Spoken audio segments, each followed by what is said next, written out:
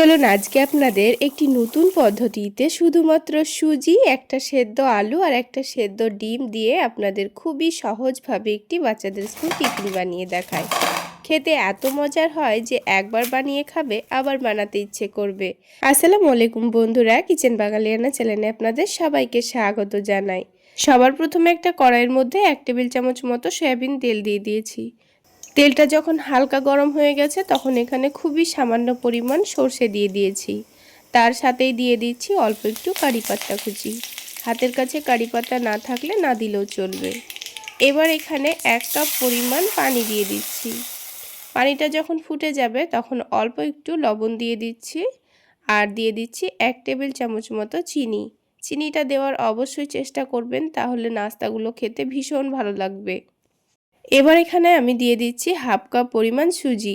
পানিটার মধ্যে দেখুন খুবই অল্প অল্প করে দিচ্ছি আর নাড়তে থাকছি। একেবারে ঢেলে দিলে আবার দলা পেকে যেতে পারে, তো সেই জন্য বারে বারে অল্প অল্প করে দিয়ে সুজিটাকে নাড়াচাড়া করে নিতে হবে।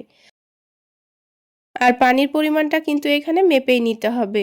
দেখুন আমি 1/2 কাপ সুজির জন্য কিন্তু 1 কাপ পরিমাণ পানি নিয়েছি। যতটা পরিমাণ সুজি নেবেন ঠিক তার থেকে ডবল পরিমাণ পানি দিতে হবে। 1 কাপ সুজি নিলে 2 কাপ মতো পানি দিতে হবে।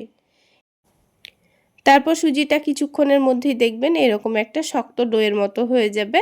তখন এটাকে একটা প্লেটের মধ্যে নামিয়ে নিচ্ছি আর একটু ছড়িয়ে ছড়িয়ে দেব, তাহলে তাড়াতাড়ি ঠান্ডা হয়ে যাবে।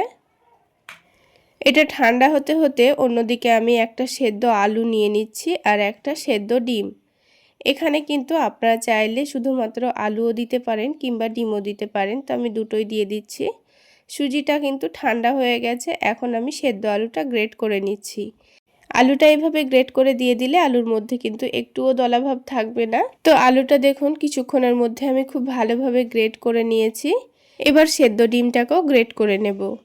এইভাবে একটা সেদ্ধ ডিম দিয়ে দিলে নাস্তার মধ্যে কিন্তু অনেক সুন্দর একটা ফ্লেভার আসে আর বাচ্চারা কিন্তু খুবই মজা করে খায়।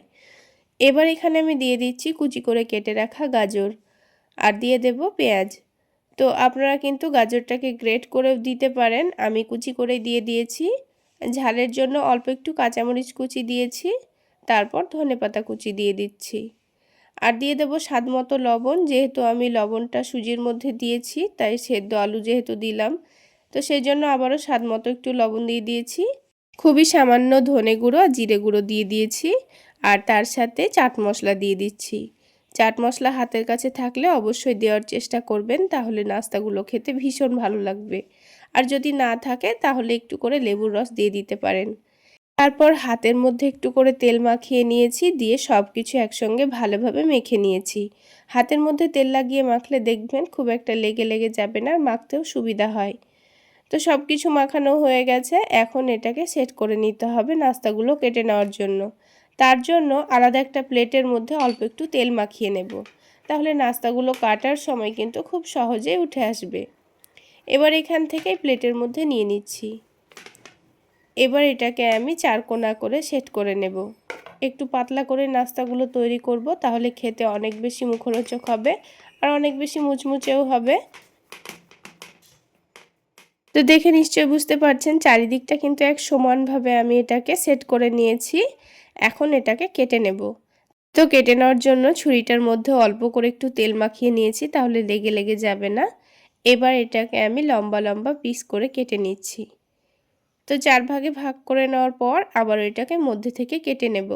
আপনারা নাস্তাগুলো যে কোনো শেপে তৈরি করে নিতে পারেন। দেখুন কত সহজেই একটা নাস্তা উঠে আসলো। তো কোনো রকম চিন্তার কারণ নেই, সবগুলো নাস্তা খুব সহজেই উঠে আসবে। এবার আমি আরও একটি কাজ রেডি করে নেব। এদিকে আলাদা একটা বাটির মধ্যে কর্নফ্লাওয়ার নিয়েছি আর পানি নিয়েছি। তারপর পাতলা করে একটা ব্যাটার তৈরি করে নেব। তো দেখুন খুবই পাতলা করে ব্যাটারটা আমি তৈরি করে নিয়েছি। এবার এই নাস্তাগুলোকে একটু সুন্দর করে চারিদিকটা শেপ দিয়ে নিচ্ছি। তো এবার এই নাস্তাটাকে আমি এই কর্নফ্লাওয়ারের ব্যাটারের মধ্যে ভালোভাবে ডুবিয়ে নেব। তারপর এটাকে তুলে নিয়ে ব্রেড ক্রাম্বসের ওপর কোট করে নিতে হবে। তো আমি এখানে টোস্ট বিস্কুটকে গুঁড়ো করে নিয়েছি। তো টোস্ট বিস্কুটের গুঁড়ো দিয়ে খুব সুন্দর করে কোটিং করে নেব।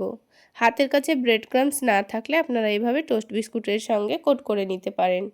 এবার এটাকে আমি ডবল কোট করব। তো আবারও এটাকে কর্নফ্লাওয়ারের মধ্যে ভালোভাবে ডুবিয়ে নেব। তারপর তুলে নিয়ে এটাকে আবারও বিস্কুট গুঁড়োর মধ্যে খুব সুন্দর করে কোট করে নেব। এই তো এইভাবে একটা নাস্তা আমাদের রেডি করা হয়ে গেল। ঠিক একইভাবে আমি বাকি নাস্তাগুলোকেও রেডি করে নেব। তো দেখুন বন্ধুরা, সবগুলো নাস্তা আমি কিন্তু তৈরি করে নিয়েছি। এবার এগুলোকে ভেজে নিলেই হয়ে যাবে। আপনারা চাইলে এগুলোকে ডিপ ফ্রিজে সংরক্ষণ করেও রাখতে পারেন।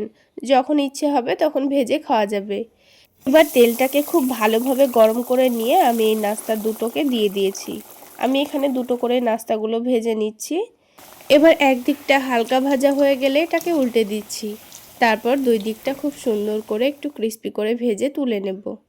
তাহলে বন্ধুরা, আজকের এই সুজি আলু ডিমের নাস্তা রেসিপিটি আপনাদের কেমন লাগলো অবশ্যই কমেন্ট করে জানাবেন। আর ভালো লাগলে একটা লাইক শেয়ার করে দেবেন। আর আমার এই সহজ রেসিপিগুলো যদি ইউটিউব চ্যানেল থেকে দেখে থাকেন চ্যানেলটি সাবস্ক্রাইব করে দেবেন। আর ফেসবুক পেজ থেকে দেখে থাকলে পেজটি ফলো করে দেবেন। তো দেখুন, ঠিক একইভাবে সবগুলো নাস্তা আমি ভেজে নিয়েছি আর টমেটো সসের সঙ্গে পরিবেশন করে নিচ্ছি। এবার একটা নাস্তা ভেঙে দেখিয়ে দিচ্ছি। আওয়াজ শুনে নিশ্চয়ই বুঝতে পারবেন কতটা মুচমুচে হয়েছে। আর খেতেও কিন্তু ভীষণই মজার হয়েছিল বন্ধুরা। একবার না বানালে আপনারা বুঝতেই পারবেন না। তাহলে আজকে এই পর্যন্তই। সকলে অনেক বেশি ভালো থাকবেন, সুস্থ থাকবেন। দেখা হচ্ছে আবার একটি নতুন রেসিপি নিয়ে নেক্সট এপিসোডে।